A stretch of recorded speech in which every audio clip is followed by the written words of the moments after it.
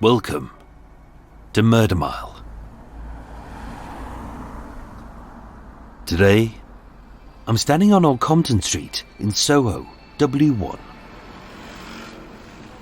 5 doors north of the drug-fueled spree of Joe Ganane. 12 doors east of the contract hit on Alfredo Zamparelli. 3 doors up from the radioactive trail at Café Bohème. And a few doors down from Eliza Crease's Nightmare Honeymoon. Coming soon to Murder Mile. Identical to every other building on this narrow hive of seedy smut shops and hipster havens is 11 Old Compton Street. A classic Victorian 4-story flat-fronted terrace with a shop below and flats above. With old Soho dead and gentrified into a sickening pseudo-Shoreditch, where history has been usurped by faux shops for the dim-witted who'll Apple Pay for anything that's fashionable for a hot minute. 11 Old Compton Street is now home to Chai Time, a bubble tea shop where fans of cold milky tea can be fleeced into slurping what resembles a pint of rainbow-coloured porridge, sperm and frog spawn. Ooh, yummy. Back in the 1860s, on the ground floor of number 11, was a butcher's shop with an abattoir out back. And above, the lodgings of the impoverished, some of whom were sex workers. With the basement split into two by a thin wall, and a slit window at foot level where rats ran among bins of rancid meat. This tiny room was the home and workplace of 21-year-old prostitute Susan Lattaney. It wasn't much, but being trapped by the incessant cruelty of her pimp and supposed husband-to-be, Henry Broughton, she believed that this was the beginning of a bright future with the man she loved. And yet she would only ever find peace at the tip of his blade. My name is Michael. I am your tour guide, and this is Murder Mile. Episode 190. The Stockholm Syndrome of Susan Lattaney.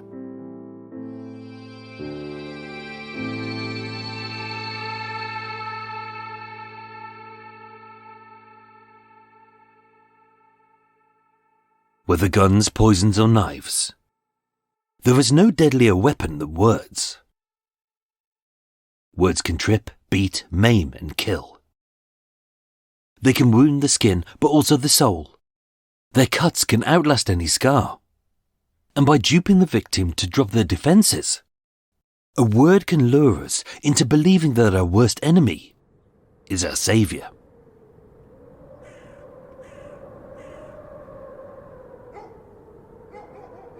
Susan Lattaney was born in the summer of 1842. We know that, as her birth was registered at the Strand, 1 street south of Covent Garden. Like many in the working classes, her life would go unrecorded unless she was arrested or murdered during her tragically brief life. With no chance of escaping her situation, many would be born as they would die, often succumbing to sickness, starvation, or violent assault. With her name misspelt so often on official documents, even the court record, the system cared little of Susan Lattaney. Because she was poor, because she was a woman, and because she was a prostitute. Raised in a shared lodging at 2 Adam Street West in Marylebone.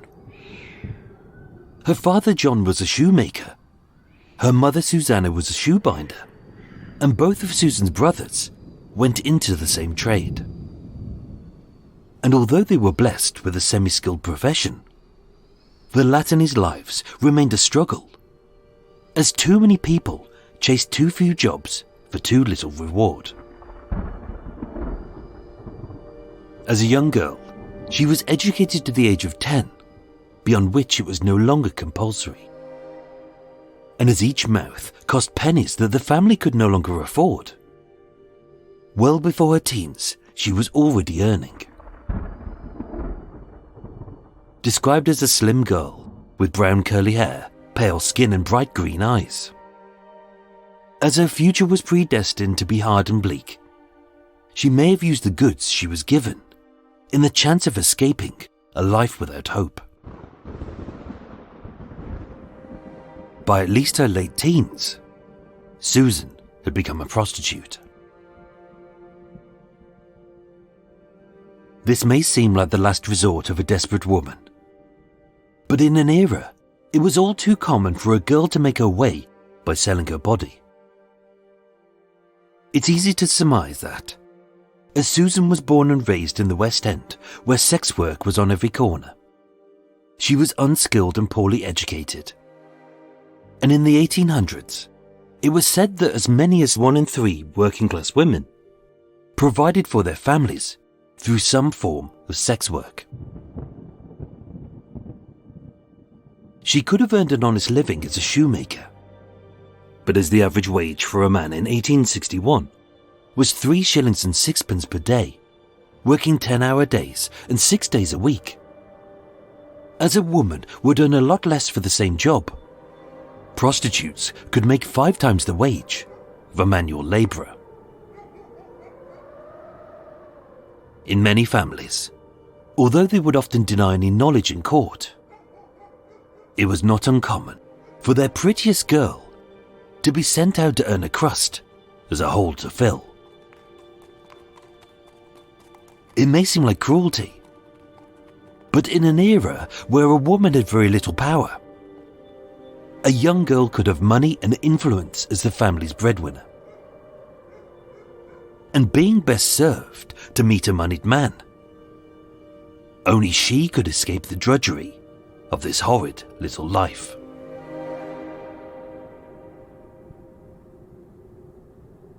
Against a backdrop of poverty, one day her prince could come and sweep her off her feet.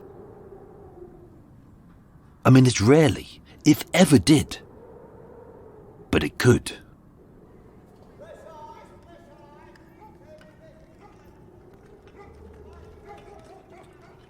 On an undocumented day, in a way which will never be known, in the spring of 1861, 19-year-old Susan Lattaney met Henry Broughton.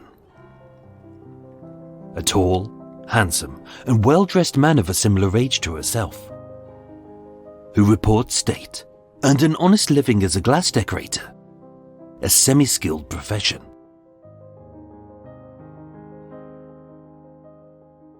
Born and raised nearby, Henry exuded the swagger of a man with big dreams. He spoke well for a local lad. He knew everyone on his street.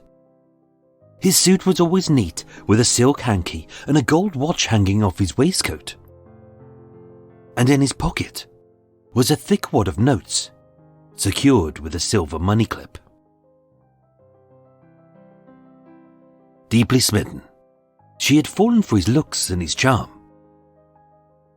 And as this aspiring man of money was clearly more than just her ticket out of this life, she liked him. And better still, he liked her too. For Susan, it was the fairy tale romance she had dreamed of. He'd read her poetry, he'd shower her with gifts, and he'd buy her fragrant flowers. Over meals, he'd speak the words she'd longed to hear, of marriage, happiness, and babies. And feeling truly spoiled, she got a sense of how the rest of their lives together would be. Truly blessed. But that was the future, which she knew was still far away. In truth, Henry was no richer than she was.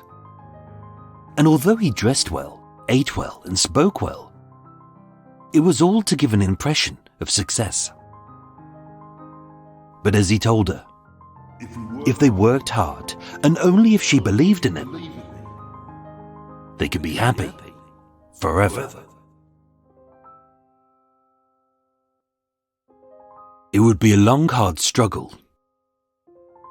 And believing in him, she would do anything to make it happen.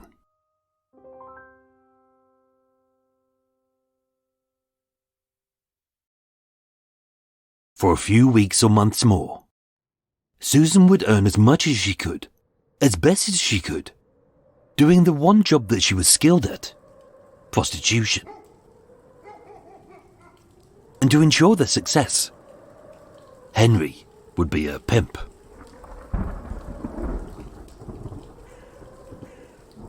For Susan, it would be a simple sacrifice to keep selling her body for the man that she loved, in the hope that their hard work led to a life of love together, in a comfortable home surrounded by children.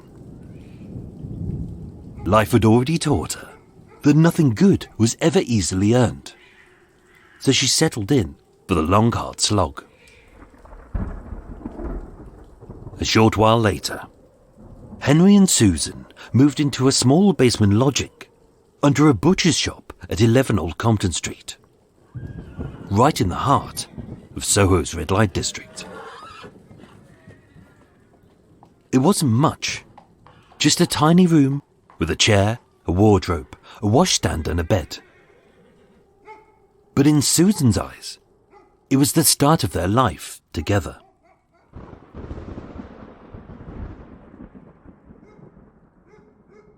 That's how she saw it, because that's how he sold it. But in truth, she would be trapped by his lies and his cruelty.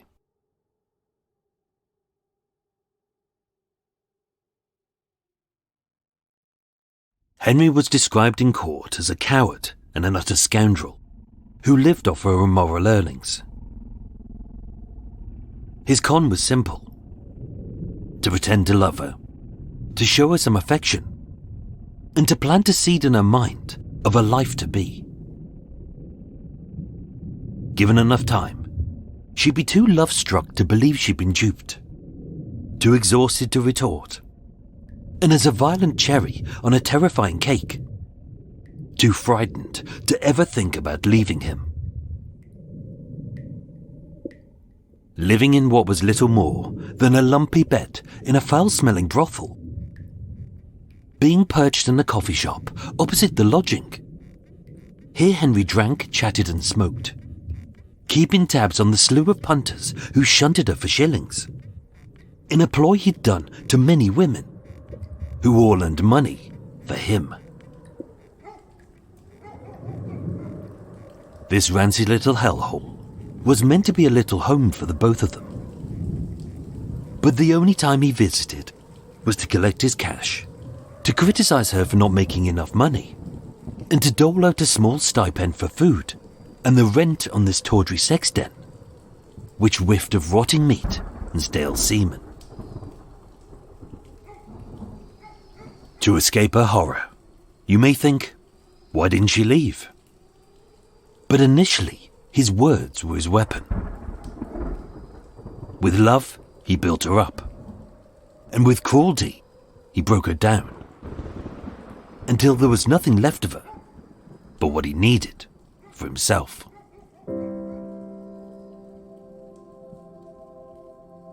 It began by making her feel as if she was loved. A few key phrases peppered when it suited him best. No one loves you like I do. It's just you and me. We're meant to be. The casual contrivances only an abuser would say. And having sold her a hopeless dream of love, slowly he would withdraw his affections. Until, like a ravenous dog with a growling belly, she would pine, she would cry, and she would be grateful for whatever rancid scraps he tossed at her feet. Worried it may be the last.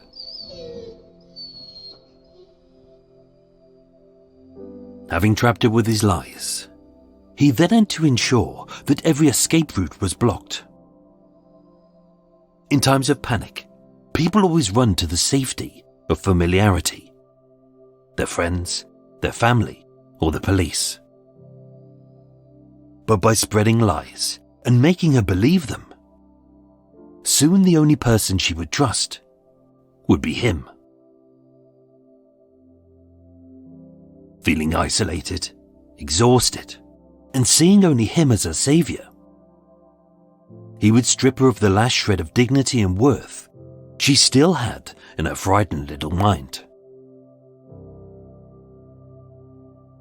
Compounded by assaults, a slap, a punch, a kick, or a choke, always striking her body and never to the head, as he knew that time was money and no one is going to pay to fuck a battered bitch. He'd make her too scared to run, to cry, to give up, or to lie. The only way for her to escape was to work harder.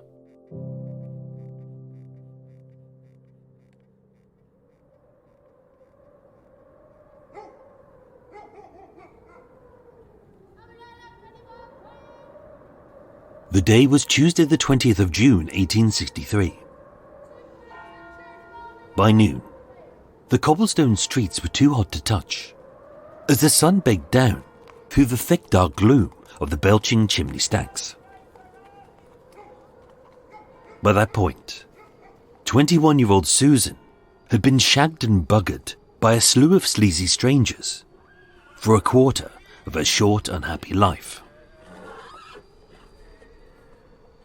The young girl was gone, and all that remained was a shadow of a lifeless woman, lost behind tired eyes, walking cautiously as the rabid shagging of bad men with boners had made her incontinent, and her face was made up by cosmetics, so she didn't resemble an unsightly sack of bones and skin. This was her life. It was what she did. And there would be no rest in sight, except when she was dead.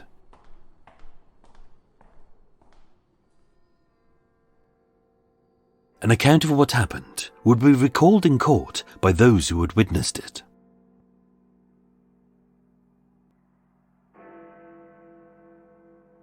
At 12 p.m, Susan left 11 Old Compton Street. Spied by Henry as he sat in a coffee tavern opposite. His new three-piece suit was all resplendent. He quaffed and chatted with his pals. A fresh pipe of tobacco spewed from his lips as he watched her walk a regular patch. A long day of pain ahead of her.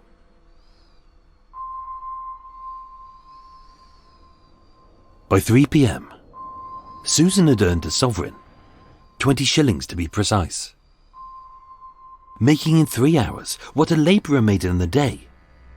But it's impossible to say how many punters had manhandled her glands and poked her with their sticky little probes.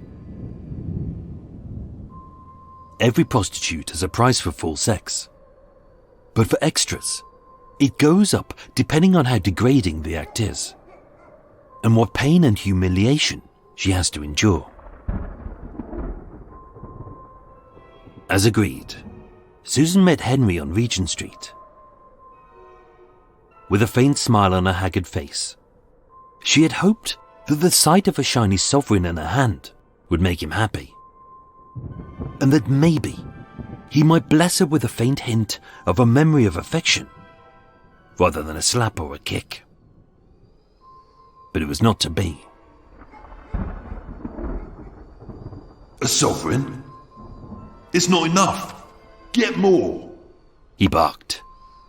As her smile dropped, her distant dream departed, and her notion of working for us was replaced by me, as she was a nothing who worked for him. Whether she knew it or not, Henry hadn't saved a single penny of her ill-gotten gains for the plans he had once promised her. And as he had with his other girls, he had squandered the lot. To him, That sovereign was an insult. But he took it. And just as quickly as she would earn another, he had spent it. Unsure if Susan was fleecing him of his money, he followed her south down Regent Street, towards the bustling throng of Piccadilly Circus and Leicester Square, where even on a weekday afternoon, sadists with raging boners prowl the seedy side streets looking for young girls to bang, finger and bugger.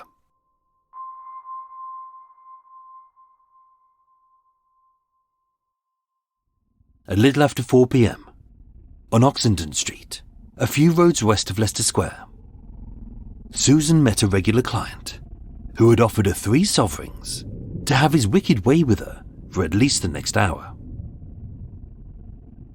Maybe she felt that 3 sovereigns would be enough to satisfy Henry. But who knows what horrors she'd have to endure to earn it. Maybe sodomy, or maybe something more sinister. Susan Lattaney was trapped like a hostage.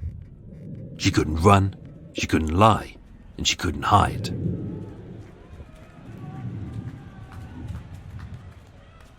As Susan was taken into a squalid room on Oxenden Street, to be violated by a man who had mauled her for money, Henry secreted himself in a pub. Possibly the Union Arms at 36 Panton Street, or the Black Horse at 30 Oxenden Street. And within sight of Susan's unspeakably sadistic submission, he perched his backside in a window seat and settled down for a spot of dinner and some bare-knuckle boxing. As prize fighters battled it out, he gorged on what was described as a capital meal, including 3 kinds of fish, joints and steaks, as well as bread and cheese. Washed down with a few jars of porter and a satisfying puff on his freshly stoked pipe, while Susan possibly sucked on a stranger's stinky little love raisin. Henry got progressively pissed and blew a sizable chunk of that sovereign on a few bad bets.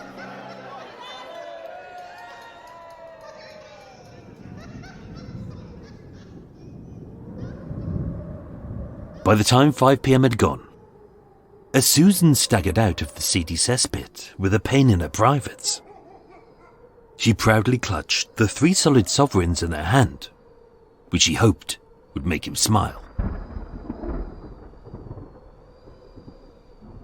She hoped, but she was wrong. 3 sovereigns? Henry barked. It's not enough. Get more. That day, she'd earned him 4 sovereigns, or 80 shillings. More than 30 times his daily wage as a supposed glass decorator, which he no longer was. Only now, he wanted £20, 5 times more at 400 shillings. It was more than she had ever earned in a day. But that was part of his con. If he ever gave her hope that a sovereign was enough, then that was all she would earn. Daring to speak up, Susan muttered, "I can't do it. It's too much." For her insolence, he demanded her watch and chain. He checked her pockets for coins, but as she squealed, "I haven't got any more," for her insolence, he slapped her, he kicked her, and he tore at her hair in this packed street as onlookers cheered and jostled for a better view of her assault. And as she whimpered, "I'm sorry, I'll try," trying was not good enough. If he wanted £20, then £20 is what she would make. And to ensure that she learnt her lesson, in the middle of Oxenden Street, between 3 packed pubs and several coffee taverns, Henry grabbed the neck of her one good dress and ripped it from her trembling body until she was naked.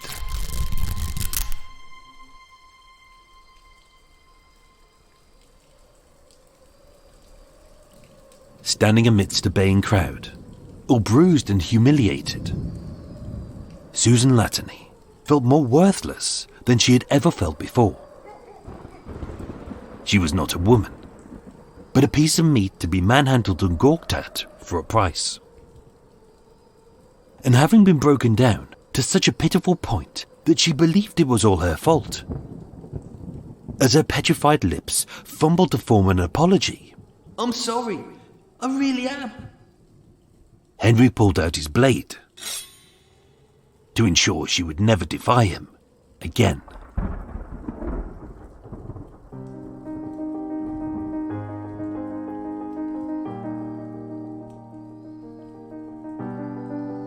Some people laughed and others jeered, but many did not. Many were moral and decent. Some were rightfully appalled, including several sex workers who had witnessed similar brutality at close hand themselves, were not going to stand by and let this good woman be hurt anymore. Before his blade could nick her shivering skin, Henry's eyes widened as a thick sea of furious women surged towards him. Before he could retort, the swelling mob had ushered the girl to safety, and having surrounded this petrified pimp, they unleashed a volley of flying fists and clawing nails upon him. Breaking free, as the coward fled towards Coventry Street, he swiftly hailed a horse-drawn cab to make his escape. Henry was lucky. At worst, all he'd had was his face scratched and his pride dented. But with his hot blood now coursing, he needed someone to blame. And that someone was Susan.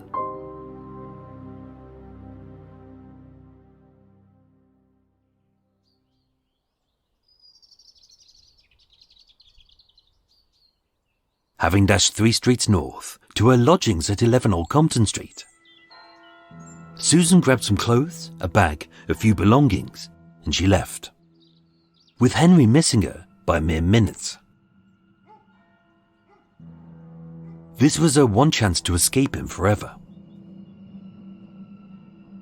But being so broken down, she wouldn't go to the police or confide in a friend. And he knew that.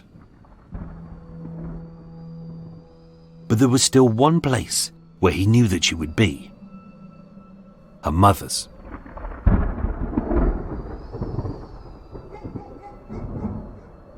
Hiding in Marylebone, at 7 Chapel Place.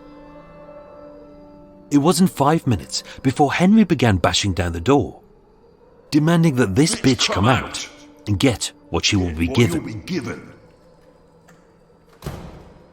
Barging his way in, Henry punched and kicked her until she fell. And as she lay upon the floor all helpless, he beat her some more. Whether on her head or hands, back, breasts or face, as now she was worth nothing. Pulling out his blade, with a savage slash, he had tried to slit her lying little throat, but missed. Many times he had warned her that if she ever left him, he would kill her. And now he would.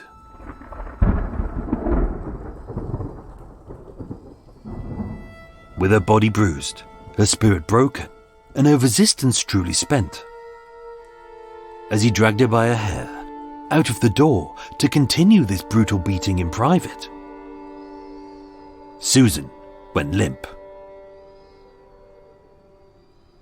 Not dead, but resigned to the fact that her blessed release from this misery had finally come, at the tip of Henry's blade. The dream was over, and so was her life. But not yet.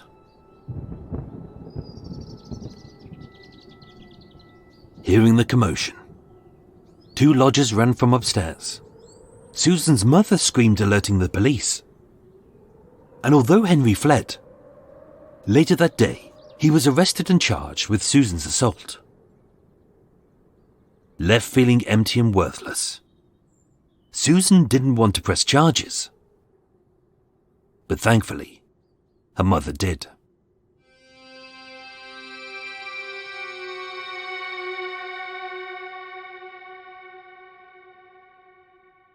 On Wednesday the 1st of July 1863, Henry Broughton was tried at the Marlborough Street Police Court. With Susan bravely standing against him, the judge described Henry as a coward, and he began to cry. Henry was fined £10, sentenced to 12 months bail and 6 months hard labour. It may not seem like much of a punishment, but this is not to say that Henry's own time in captivity was a doddle, as it was not. Sent to Millbank Prison, Henry was stripped of his clothes, his money, and his jewellery to pay his fines. His once pricey meals were replaced by a gruel with barely enough nutrients to sustain him. He was worked until he bled, and he was imprisoned with men who disliked the cowards who beat up women. In a method similar to how he had broken Susan, the aim of hard labour was to crush his spirit. Through a brutal regime of pain, hunger, humiliation, and a slew of demeaning tasks made to make him feel worthless. He was isolated from his loved ones. He was punished for speaking his mind, and he was beaten for minor misdemeanors. He wasn't a man, he was a number. He wasn't a person, he was a nothing. And the only way to make his pain stop was to make his masters happy by working hard until he dropped. Henry Broughton served his 6 months and he was released. It was unrecorded whether he went straight or whether he went back to pimping to recoup the lost earnings with another girl. As for Susan, it's uncertain whether she ever found happiness in her life. But I doubt it.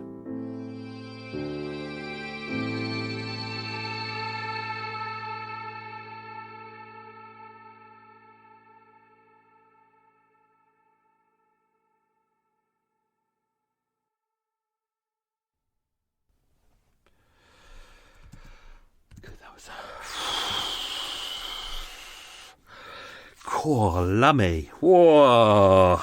Oh. We've had a lot of boats going past with really noisy engines. A lot of people who don't service their engines properly, and it's really noisy out. Oh, and the boat's been banging against the side, really annoying. And then you're going to take your little hat off. And then swans outside were having a bit of a fight. Swans are nasty little shits, aren't they? Nasty little shits. Like they're the biggest bird on the waterways, and you think they could just walk around or swim around and just kind of go, yeah, get out of my way, mate. You know, you think they could just do it with their presence, but they're not. They're just rude, nasty little shits, aren't they? Anyway, welcome to Extra Mile. I'm going to open a window. Welcome to Extra Mile. Unscripted, unedited, blah, blah, blah. Look at those little swans, little bastards. It's weird. It seems to be, I think one of their juvenile swans is getting to the point where it's time for the juvenile swan to bugger off. And I think what mum and dad swan are doing is getting rid of it. They seem to be wanting to tell it to FRO ASAP. So yeah, little bastards, bloody swans, nasty little things. They may look nice, but they're aggressive. Like Eva, beautiful on the outside, aggressive underneath. Although I doubt that swans drink as much vodka as she does. Christ, she can knock it back. Although she deserves it because she's lovely. Oh, Eva. Oh, I need to have a little sit down. Oh, Christ. So I've come back. I'm back. Going to put your little hat away. Your little hat that stops there. Hopefully the sound sounds better now. It's been a long struggle from the early days when I had a little crappy microphone and lots of horrible sounds. And even with the Blackout Ripper, when you listen to some of the episodes, one of the episodes there's a scrap yard around, and that really messed up the sound. So it's really annoying. But over time, I've been changing the software and changing the microphone and changing all the cushioning stuff, and it seems to be doing better. So there we go. What else is going on? Woke up the other day, fell out of bed. Lovely. Someone, I'm not going to say who, but I think it's there's a waterworks not too far away. I think they drained the canal like the bastards that they are. I think they needed water to flush out a system or something. So they blocked off one of the rivers, took the water, and that fed into the canal. And then I came outside. I was like, what the fuck? And the boats were like 40 degrees, like almost hanging over. So really, the canal was drained. So in my pyjamas, I went and refilled the canal for everyone. It took 3 hours. Oh, really annoying. One lady behind me, she just literally, she's house sitting a boat for her mate, and it was her first day at work this morning. I was like, honestly, just go to work now. And she's like, no, I'm going to help you refill the canal and we did it. We relaunched our boats and a neighbour's boat. Went over to the other neighbour's boat and said, don't worry, we're refilling the canal. Didn't give a shit. I thought, you rude little bastard.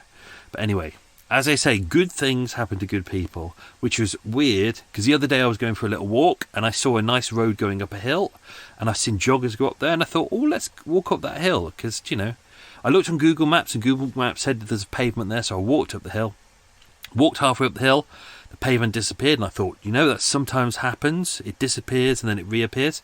I kept walking up the hill, and it was getting darker, and the road was getting narrower, and it was getting busier, and there was no pavement, and I got halfway up to a busy intersection, and there was like hundreds of cars coming by, and it was a tiny dark road, and I pulled my torch out and thought, shit, I'm not going to make it out of here because this is really fucking dangerous. A lady stopped her car on the road and said, get in, I'm going to take you to the nearest town. God, thank God. And actually, she'd made the same mistake years ago, only she'd done it, and she got a 2-year-old with her. 2-year-old, I know. So 2-year-old. So I didn't have a 2-year-old with me because that's illegal, I think. Unless it was a 2-year-old Scotch. So yeah, never trust Google Maps. Google Maps said it was all fine. Not fine at all. It was freaking dangerous. So what else is going on? Daily Inch. Hope you enjoyed those. Daily Inch. So as people seem to enjoy them, I'm going to be doing them as a Patreon exclusive. In a series of 8-week runs, so 8-week episodes, but to ensure that everyone, because there's 4 different tiers on Patreon, and to ensure that everyone gets a little bit something extra. If you're on the first tier, you'll get 1 of the 8 episodes, so that's 1 every 2 months. If you're on the next tier, you get the monthly, so that's 2 episodes out of 8.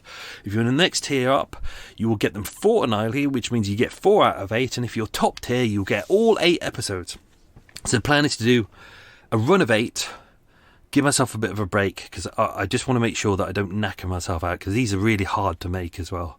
To do that, have a little break, and then come back with another 8. So I'm not too sure how regularly I'll do them, but they will be a regular thing. They're fun to do. And I like doing something that's just mostly comedy as well, if you call it comedy. What else is going on next week? Going back into the archives, some extra files that I need to pull out, because for the upcoming episodes, which are really exciting, and I found a file that was misfiled that I've been searching for years, and I finally found it. I'm really excited about that. So that will be a multi-parter that will be coming in 2023, which will be good. So I've done one bit of it already, which you've all heard, but I can't say what it is. There's Coop being a pain in the arse. And that will be coming soon. So yeah, hope you enjoy that. Big thank you to new Patreon supporters. My brain's gone. Big thank you to new Patreon supporters, who are Jason Hadley, Shari Ziegler, Joe Clark, some coots outside, Misha Law, Eliza G, Kerry, Anne-Marie Beverley, Dee Randall, Frank Johnson, and RJ. Thank you, everyone, for becoming Patreon supporters. That's very much appreciated. Hope you're enjoying all the goodies, and of course, you've signed up. So, that's exciting. You will get all the new stuff that's coming through as well. And thank you to everyone, of course, who pays yearly and renews. Unfortunately, Patreon doesn't tell us that you renew. It's just they just seem to accept it and they don't tell us about it. But so we don't know that when you renew. But thank you for that. It's very kind of you. If people want to become Patreon subscriber and save money, I think if you do it yearly, I think you save 10% or 15% or something. Anyway, right. Bye, jingo. So let's do some quiz questions and we'll do the answers very shortly and we'll do some extra stuff in a bit. Right. Question number 1. Get yourselves ready. Right. Question number 1. What 3 things did I say bubble tea looks like? Question number 2. In which part of London was Susan's birth registered? Question number 3. What street was she raised on in Marylebone? Question number 4. What trade were her family in? So what did her family do as a job? Not very good at writing these questions. It's because I do it last thing before I record this, so I just kind of rush into when I'm re-going through and checking the script and checking for mistakes. I write the questions at the same time. Hence they're badly written. But it's just a bit of fun. Question 5. What business was on the ground floor of 11 Old Compton Street when Susan lived there? Question number 6. How many sovereigns did Susan make on that last day? Question 7. What job except pimping did Henry say that he did? Pick up my coffee because there'll be a boat going past and my boat is already rocking already. When they come through the lock, it kind of sends a little bit of a shockwave down the canal and your boat starts rocking, so you know when boats are approaching and you know when they're coming through the lock. Question 8. What drink was Henry drinking in the pub? Question 9. On what street did her mother later live? And question 10. What pub did Henry enjoy a lovely meal and a boxing match in? There was 2 pubs, so you can name either, or if you're clever, you can name both. Okay, let's dive into some extra stuff. I'm going to have a little slurp of coffee. It's too late in the afternoon for coffee, but I've had like 5 teas. Also, I've injured the back of my gums. And coffee seems to be soothing it down, which is nice. Right. So I tried to be a bit deceptive with this one because I wanted you to think that this was going to be a murder case. So I've kind of fed it in that you thought that she was going to get murdered, but she wasn't. Initially, I wasn't going to do this episode because this was going to be one of these ones for Murder Mile the book, but Murder Mile the book isn't happening. So I thought about doing it for this episode, for the podcast series, and I thought, no one really dies in it, but I really like the idea of examining the kind of the relationship between obviously in The Bearded Man we had a prostitute pimp relationship where it was husband and wife, and it was worked as almost like a kind of like their marriage, like a business. But this is the other side of it. This is the manipulative kind of pretending to be your boyfriend, making her fall for you and that kind of thing. And I really like that dynamic. So even though there's no murder in this, I wanted to really play up the fact of how, I mean, he was a nasty piece of shit and he really beat her nasty, and so I just felt it was an interesting episode, and it was something different to what we'd normally get. So as mentioned, tried at the Marlborough Street Police Court on the 1st of July 1863. The judge, Mr. Twiret, that seems to be his name, Tyrant, I think it is, said, "What have you got to say to yourself? The prisoner has set up a cowardly defence at the same time crying." The judge said a more base and cowardly life for a man could not be more than you. And then you use brute force upon a female upon which you have been living, and who evidently have been living with from fear and some sort of infatuation which I cannot understand. You are a cowardly ruffian, and when you found that the law is going to be put in full force against you for your brutal conduct, you began crying. You will go for 6 months with hard labour, and at the end of that time, you will be bailed for £10 and asked to keep the peace for 12 months. I can't find a criminal record for him after that. So he may have done, but the problem is Henry Broughton was quite a popular name, and also Henry.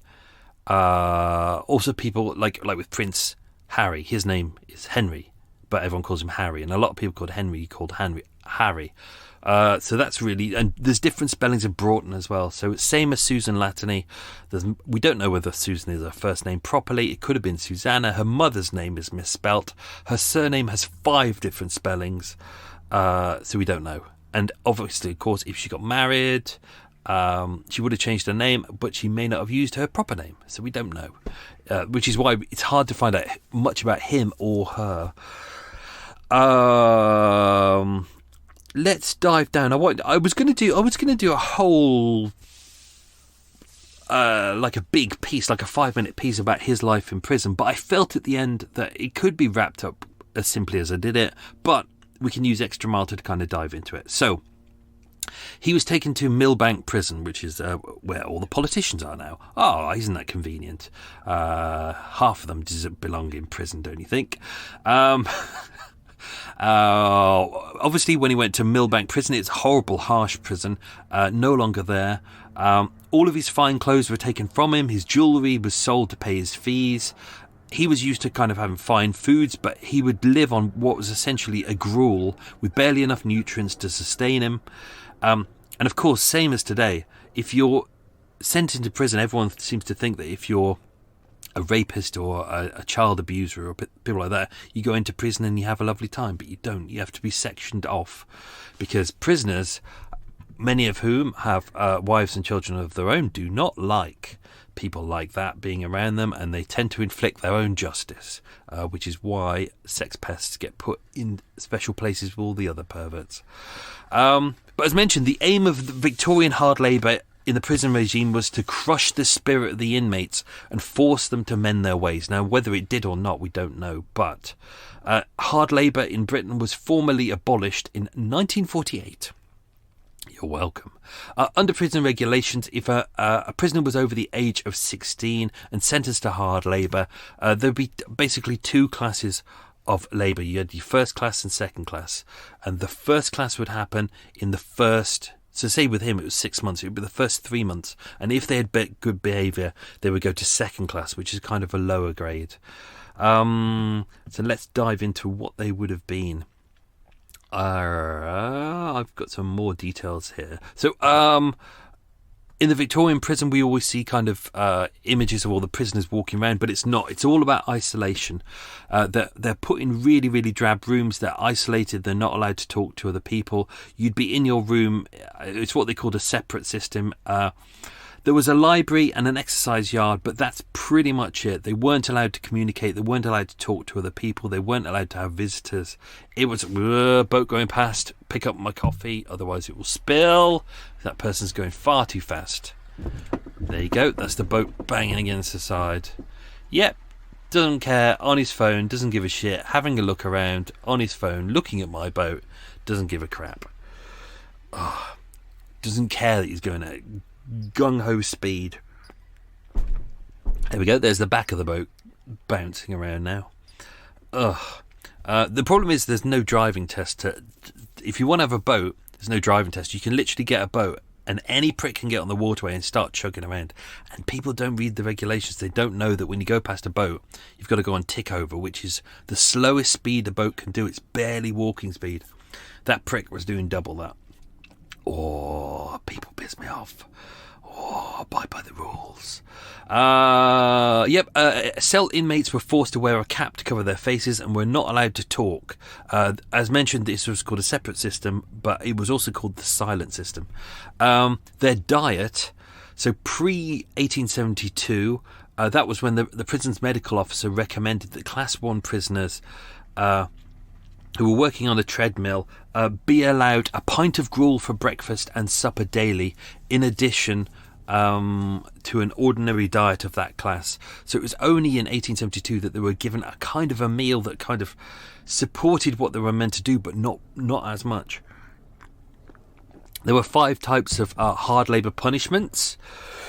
There was stone breaking, which is what we all expect, where you're in a kind of a big yard, you've got a massive mallet, or not really an axe, yeah, it'd be a mallet or something, and for no purpose at all. You basically got to get big rocks and reduce them down to rubble.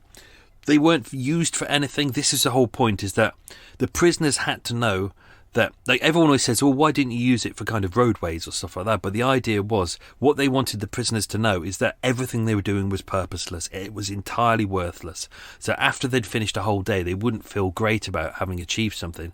They would feel, well, that was pointless. But they knew that the next day would be the same, and again and again and again. Obviously, noisy boat coming past, really noisy, and all the swans are shoving out the way. Yeah, I mean, I'm sure that some of the rubble was actually used for roads. They just wouldn't tell the prisoners that, because it wouldn't make sense to not use it elsewhere. That boat was gunning it. Does he care? No, he's not. No, doesn't give a shit. There we go. There's another system called the crank. The crank was a device used in the 19th century, and it's basically a box with a hand crank in it that forced 4 large cups or ladles through sand inside a drum.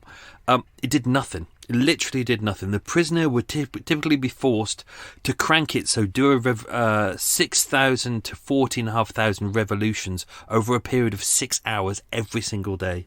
They had to do at least 1 to 3 a revolution every 1 to 3 seconds. That's one hand, and they were stuck in a room by themselves, and they did that for 6 hours.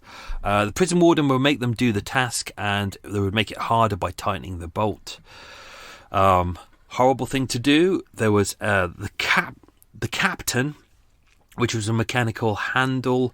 I think that originally this was called the screw.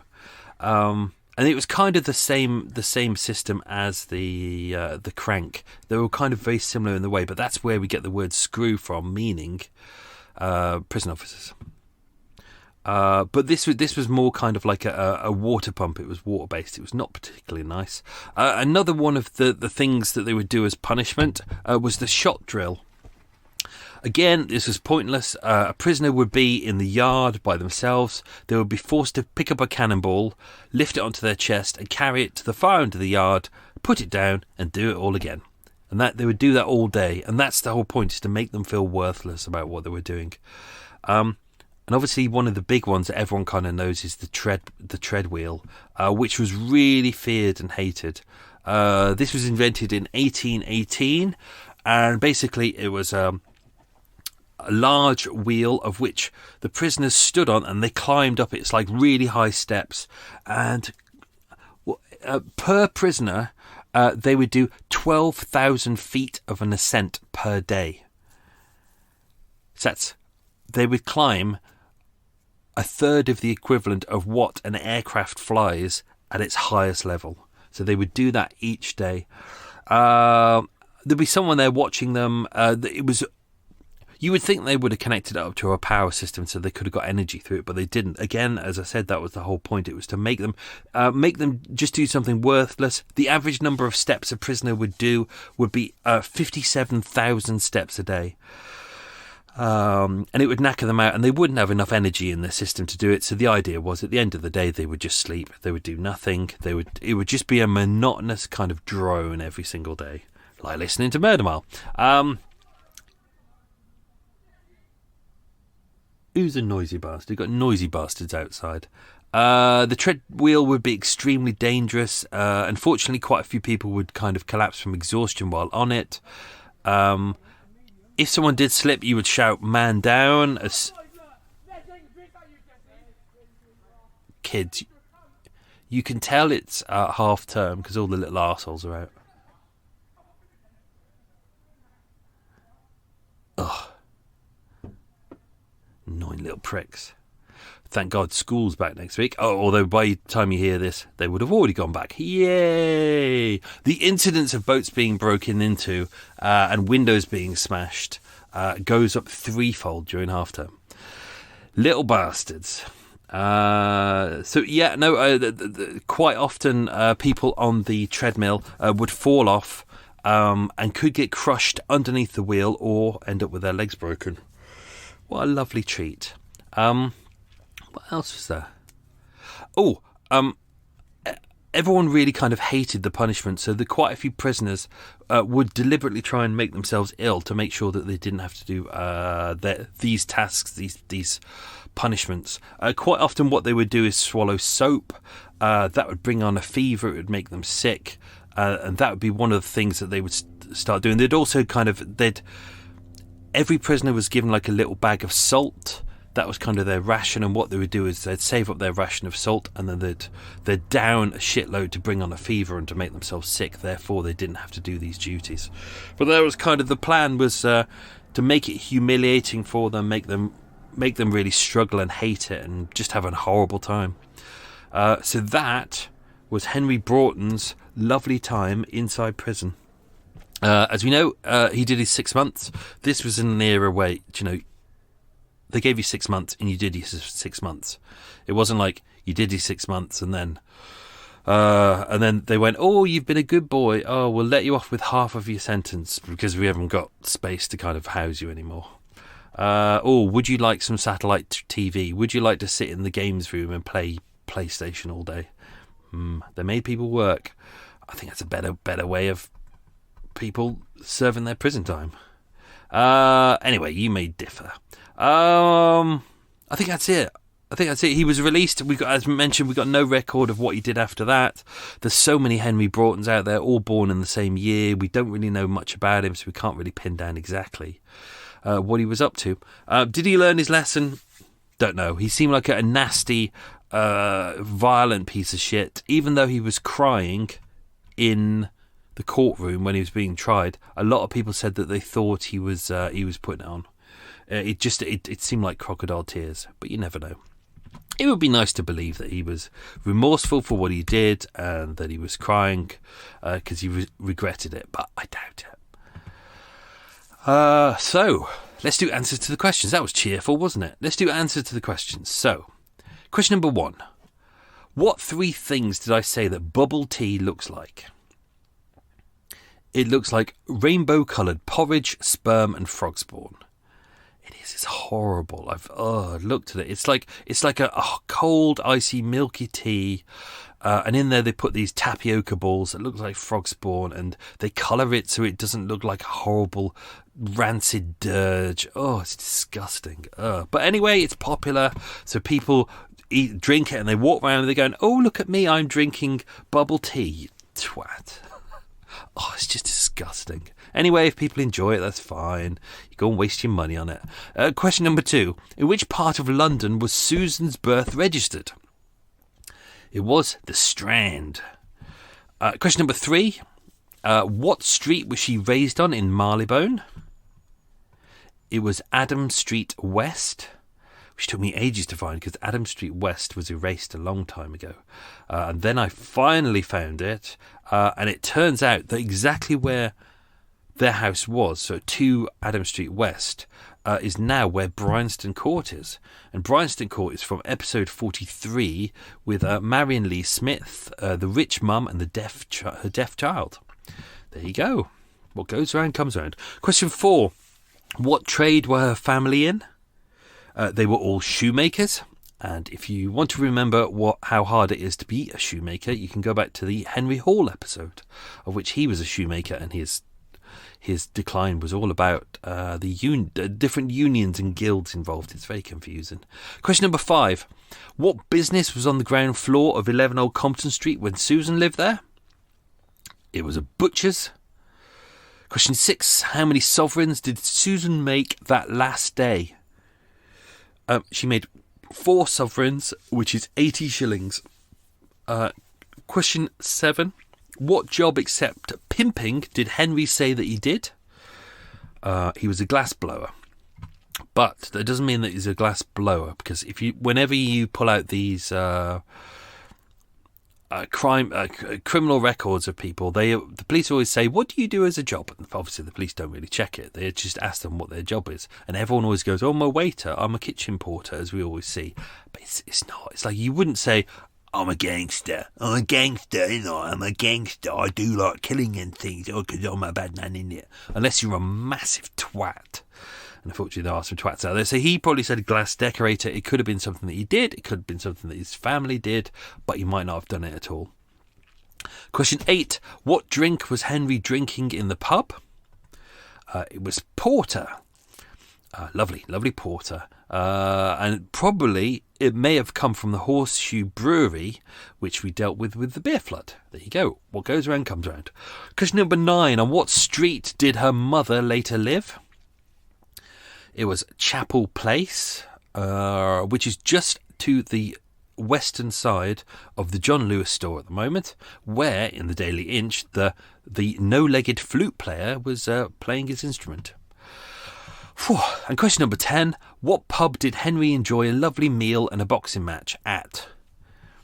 You could do either or both. It was either the Union Tavern, or the Black Horse. Whew, so there you go. There you go.